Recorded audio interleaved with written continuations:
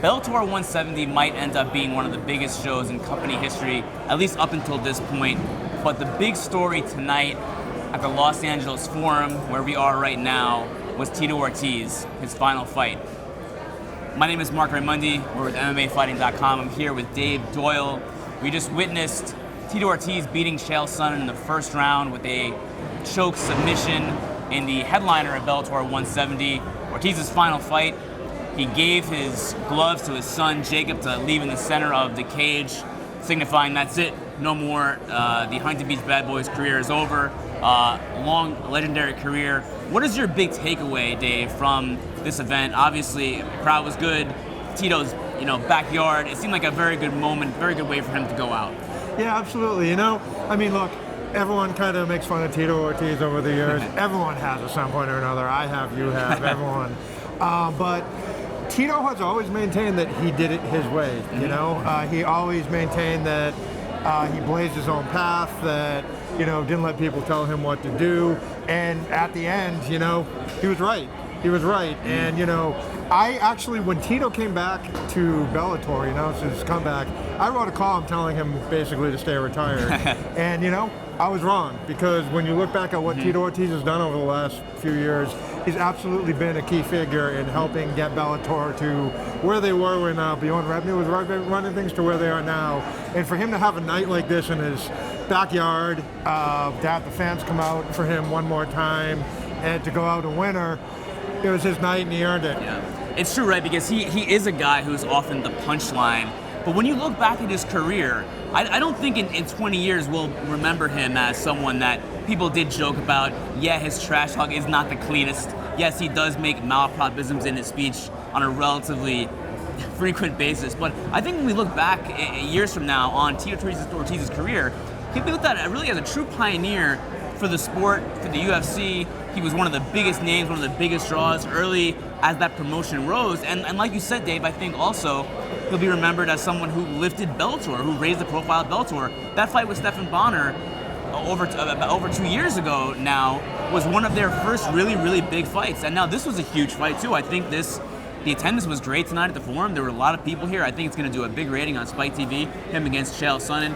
What about the way he won? It was obviously a first round submission, but there were some questions about the choke. It didn't seem like it was in all the way. It wasn't a traditional rear naked choke. He didn't really have the hooks in. What did you make of the finish of the fight? Well, first thing, Chael looked like a guy who's 39 years old, didn't fight in 3 years, and he looked to be a full weight class. Well, he really looks like a middleweight in there fighting a light heavyweight. So that was obvious from the jump. Yeah, he held the choke a little late. He pretty much admitted it. I think anyone who's been on the receiving end of Chael's barbs, and Chael was like extra going out of his way to really get under Tito's skin. So, he did it. He admitted it. And it is what it is. I really did feel all week that Tito Ortiz was playing along. He was playing the babyface to Chael Sonnen's heel.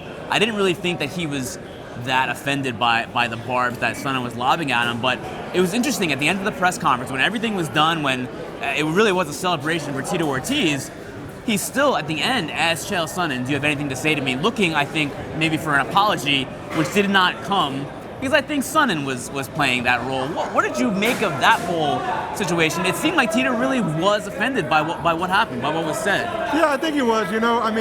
This is just Tito being Tito to the end. That press conference kind of dragged out a little bit. You kind of thought like, okay, he's had his nice moment. We can walk away. Everyone can. The fans can applaud, and Tito rides off into the sunset, but he just couldn't let it go. But again, that's Tito being Tito, and it wouldn't. If he didn't do something like that, it wouldn't have felt right in a weird way. Now that we know his career is over, at least we think it is. He says it is. That you never know in MMA. Where do you put Tito Ortiz in the annals of the sport?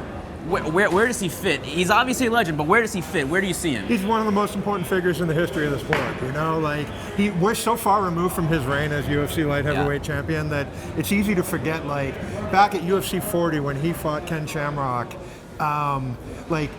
the mere fact that got a little bit of mainstream press was a gigantic deal in the mixed martial arts world, and that was what really helped get the ball rolling. So you can't discount that. And then so he had the big early kind of bump 15 years ago, and you can't discount what he did for Bellator either, because I firmly believe that if he didn't have that gigantic monster rating against Stephan Bonnar, maybe the guys from Viacom don't go, hey, let's really throw money into this, let's sign more legends, let's really do this. So I think Tito, not only did he help build things in the beginning of the Zuffa era, but he also played a really big role in kicking off what we consider the free agency period now. So I would put him up when it's all said and done, I would put him up as one of the most important figures in the history of the sport. Is he on the MMA Mount Rushmore? Is he up there? Maybe. Maybe if we added a couple more names. Okay. Chael Sonnen, not his best performance tonight. First time fighting since November 2013, since he fought Rashad Evans. That was on the Johnny Hendricks, George St. Pierre card. If you remember back in Las Vegas. Right.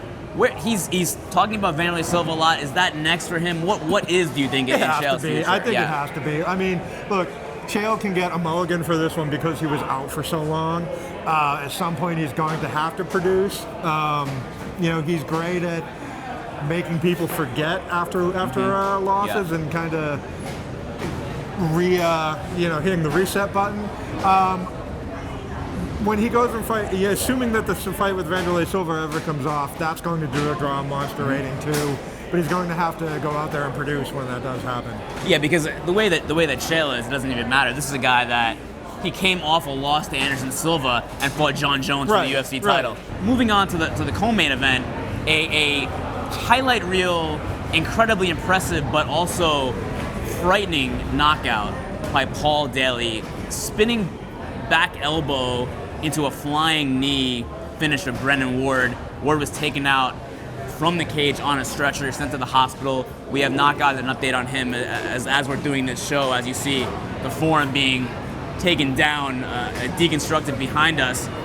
What is the takeaway from that KO? Obviously, we hope that Brennan Ward is okay. But sure. Were you more impressed by Paul Daly tonight than you have been in a while? In a very long time. I mean, that was, I think, at the end of the year when we're talking about knockout of the year. If it isn't knockout of the year, it's certainly going to be on the list. You know what? My big takeaway from the Daly knockout is that, all right, so when we talk about these Bellator tentpole events, right? One of the critiques has been that, okay, they throw out the Ortiz, the Sonnen, the Kimbo Slice, whoever, Ken Shamrock, whomever, but they never built to anything when they have this opportunity. Tonight they did that. Right. Because not only did Paul Daly have a knockout that's going to go viral and it's going to be seen everywhere, Daly was smart enough to go right out there and call his shot and say, hey, I want Rory McDonald, which is, I would love to see that fight. The thing for me is not only was it a great thing, but finally they're building something off of these tentpole events. Was there anything else on the card tonight that you wanted to touch on? The Hisaki Kato Halakresi fight was not one of the most memorable fights ever. We had kind of a strange situation with Emmanuel Sanchez getting docked a point for an illegal knee in his fight against Georgi Karahanyan. The main card opener was Derek Campos against beating Derek Anderson. Is there anything else in the card that stood out to you? You know what? It was kind of fun watching Shinzo Machida fight. Yeah. Just because everyone was sitting there waiting, you have a certain expectation when the Machida name is attached to something, and it went almost the entire fight before he finally just unleashed on him and then just gave him that little, like he was kicking a football while he was down there. So that was, I don't know that necessarily leads to anything, but it was good to see him go do his thing. Lyota's older brother, 39 years old, Shinzo Machida. Still a young man, though, in cage time. Has not had that many fights. Right, so I mean, I don't think anyone's expecting him to go on a championship run. Sure. It'll be interesting to see what he does within this. Fun to watch either way, of course. Winning by first round knockout. Two more things. You've covered so many UFC events. You've covered many Bellator events. Tonight at the Forum, it wasn't a sold-out crowd, but it was a large, very lively crowd. I think that they're going to do a pretty good rating. What do you think about this event? Was this a hallmark? Do you think this was a big one for Bellator? I mean, I think it. I feel like this was pretty close to when they designed their big A-list events. I think a lot of celebrities too. When you say, hey, there's a lot of celebrities on hand, sure. More than the inauguration, as John Slusher said earlier in the week. 1.5 million celebrities at the 1.5 million celebrities at the inauguration. You're right. I think I heard that as well today. I think that this pretty much went to when Scott Coker first sat down a few years ago. It was almost. It wasn't quite like a Strikeforce event, but in terms of, Scott Coker loves to just take everything and kind of throw it on the wall and see what sticks. It had that type of feel tonight in a way that a few of these bigger events in the last year or so haven't. Demi Lovato in the building, Nate Diaz in the building, Uriah Faber in the building. It was a special night, and just to cap this off, another fight was announced for March 31st, Bellator 175. We don't know where it's going to be yet, but we know it's going to be King Mo versus Rampage Jackson 2. So now you have this big event with Tito and Shale. You have Fedor Mitrione next month. Now you have King Mo versus Rampage in March. First 3 months of the year, looking pretty good for Bellator. Is 2017 a pivotal year for the promotion, do you think? I mean, it has to be, because it seemed like last year, it seemed like things were kind of running out of steam a little bit. Obviously Kimbo Slice passing away didn't help. Some of the fights didn't kind of live up to the hype. And this is television, this is TV. If you're not getting the results you want, the TV executives are going to move on to the next thing. I think with more events like tonight, where the top 2 fights did what they needed to do, it's a good start for 2017 for Bellator for sure. Definitely a big night for Bellator, and some big cards coming up for them. We will leave you now. For Dave Doyle, I'm Marc Raimondi from MMAfighting.com. See you guys soon.